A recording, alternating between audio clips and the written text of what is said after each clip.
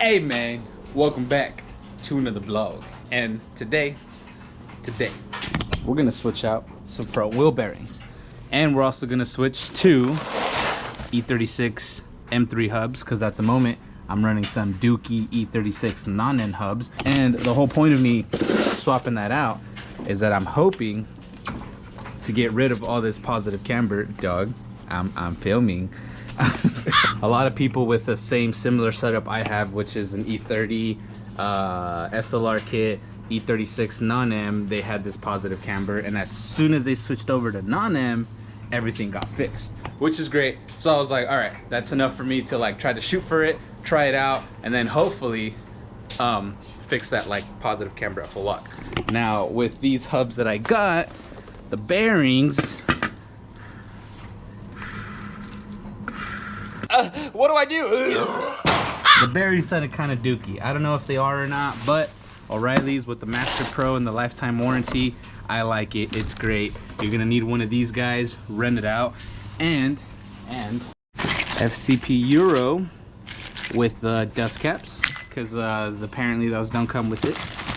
We got new locking nuts, because when I'm drifting, I don't want my like wheel bearing to fall off. And thank you BMW for making life complicated and making me have to buy a 46mm socket. You're gonna need one if you want to take off this guy.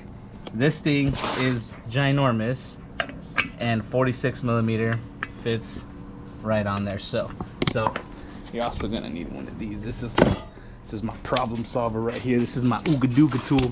But yeah, this is a formula for success.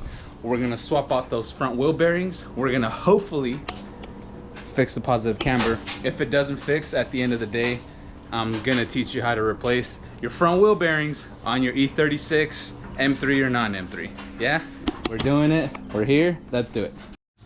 All right, so some 16s on that, some 18s on this. Take it all out. Now you got now you're free. Now you can leave that alone. Now you got this. It's a little different for me because I have an SLR kit, but I'm basically just gonna remove this guy, and then I'm gonna remove that guy, and then my whole hub comes out. I'm also gonna have to, I just realized, take out these. Probably should have done that before I'm bolting. But anyways, I'm gonna take off my extended lugs, I'm gonna take off my rotor, and then have this hub ready so I can transfer it over to the next one. Power of editing. It's mounted. Now let's get to what I'm here for, is to fix that disgusting sound, the bearing. So let's start off with this. We're gonna hammer that little piece of metal. See it right there? Oh, it's focusing, man. We're gonna hammer that out, take that out, then take off this big old Johnny right here. I don't want to put too much work on the impact, so we'll get those out of the way. So this battery isn't fully charged, so if this one doesn't take it off, the other one will. Easy peasy, mate. And we're gonna drop this guy in here, and we're gonna hook this dude up and somehow do this solo dolo. I got this. We're getting there. We're getting there. And okay.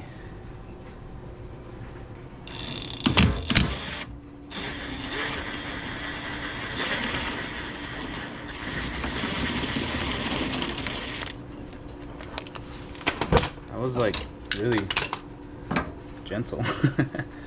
We got garbage. Not garbage. Got the fresh one right here, boy. Dope. I'm gonna clean this up. Probably gonna grease this a little bit. We're going race car mode, and we're not gonna put the dust shield.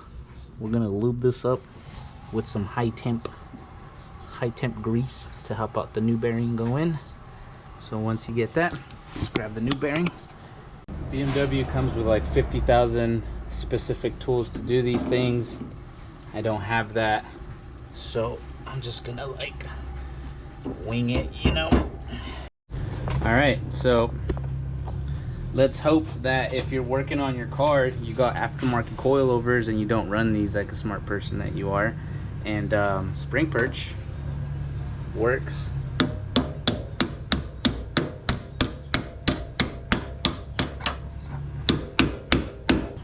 That's perfect. And then one hand in this FCP Euro, this guy, you're gonna put it on. You're gonna make sure you're not gonna cross thread that, because it sure feels like, there you go. There we go. And you're gonna hit that with an impact. Am I gonna torque to spec this? Probably, yeah. And if you're like me and you don't own really good torque wrenches, you find out that your torque wrench only goes up to 210 nanometers instead of 290, but you just kind of crank it to like its highest setting and just decide that you're gonna just give her a good old send, bud. I don't know if that's enough. I'm gonna see what my impact says about that one. You can't mess this up, man. I've been sending it since day one over here, boy. Oh yeah, that's enough. How do you do this? I don't know how you do this. I'm like, I got it. The following day. Alright, it kind of helps to do research when doing stuff. I kind of stopped looking things up a while ago, and it usually works out for me, but there's some times where things don't go right. So apparently an M3 hub is not compatible with like non-M3 stuff. Who would have thought? Not me. Huh? Who would have thought? Not me. I didn't know, because I know a lot of this stuff is interchangeable, so I thought it'll work. But anyways, M3 hubs won't work with M3 rotors or brakes. So I ended up sourcing everything M3. So now we have M brakes, which I'm kind of surprised these are like actually OEM. Correct me if I'm wrong, but they look pretty OE brakes from O'Reilly's. They got all the warranties on them and all that good jazz. We got M3 rotors, and then we got M3 brake pads, and we're gonna bolt it all up. And this is all in hopes that it's gonna kind of fix my positive angle at full lock.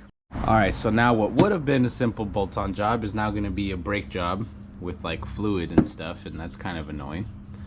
All right, we got one side completely done. Looks really good. Brake pads are on. I had to YouTube how to put on this little bracket because I didn't know. All that's left is putting the brake line inside of this guy. I'm gonna wait for that till the very end because I don't want to make a huge mess. But yeah, we got this side 100% bolted. As far as positive camber being corrected, doesn't look like it. So my plan of attack, I don't know how I'm gonna record this like solo dolo, but I'm gonna undo the brake line here first, because I know that if I just unscrew it from down here and try putting it directly in this, I won't be able to, because this doesn't swivel. So once I disconnect from up here, then I disconnect from there, then when this line is all by itself, this goes directly into the caliper, and I have to spin the entire line, right? And then once that's on there tight, I can come over here, and then this bolt will swivel onto this while holding it in place, and that'll be like the only way to do so. So once I'll do that, I'll bleed them, and then we should be a-okay. But I know for a fact I can't just go bloop and then bloop. It's not gonna work. Keep that in mind. Okay, I got super lucky. I didn't spill too much, maybe just a couple droplets here, which is not a big deal. But O'Reilly's, they sell these like thread protectors that I've used to not cover threads. I've used it to plug up a lot of like vacuum stuff on my engine bay, but turns out the red ones fit just enough to where I won't leak brake fluid, which is great. That's a good thing. So now that this line's untied, unbolt it from here, transfer it over there, and then screw it on over there, and then bleed the brakes. Easy peasy, right? Also, when doing a brake job, always use crow's feet. I believe this is what it's called. Dealing with OE brake lines, crow's feet, always. And you gotta make sure that it's an 11mm crow's feet, and you shouldn't strip any brake lines ever. Well, that's a lie, but it'll help. Okay, it's been a while since the last clip, but I had a lot to do. Car is all put back together. The car does run. The rear alignment is a little wonky. I have Garagistics adjustable subframe, not the notched one, like the version 1 style. And it keeps, my alignment keeps just coming out of whack. I have like way more camber on one side than the other. Super annoying. Next video, I plan to fix that. And, oh my.